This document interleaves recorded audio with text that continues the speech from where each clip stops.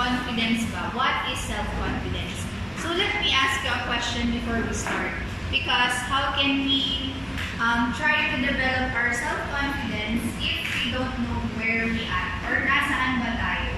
Ngayon, ang tanong, it's just a ayan. So, bakit nga ba tayo growing ng puno ngayon? Because based on our research, there's actually an interpretation with the trees that you draw based on your personality. Pero syempre, we're not saying na it is 100% accurate.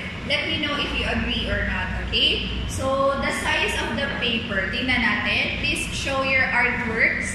Ayan. So, as you can see, pag maliit ang iyong puno, patingin ang inyong mga puno, ayan, madami mga malalaking puno, pero maliit.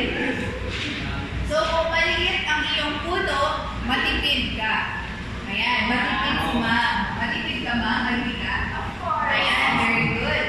So, hindi ko naman sinasabi na yung malalaki mga gastos, but it says here that ikaw ay mapagbigay, generous. Agree ba kayo doon? May paliit din doon. So, yan, matipid din sila. Next naman, ayan, sa line quality. Pag masyadong harsh yung pagkasulat, or hindi naman harsh, parang makapal yung pag-draw, medyo aggressive or matapang. Ayan. Sinong matapang dyan? Ayan, ayan, diba? Aggressive. Siyempre, pag medyo light lang, medyo gentle yung personality niya. So, pag light lang, tingnan natin kung sinong light. Parang si Ma'am Light. Ayan, parang gentle.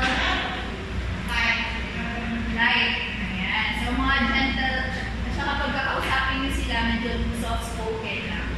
Ayan. I hope it's relevant to you. Next, of course, pag nasa taas, patingin.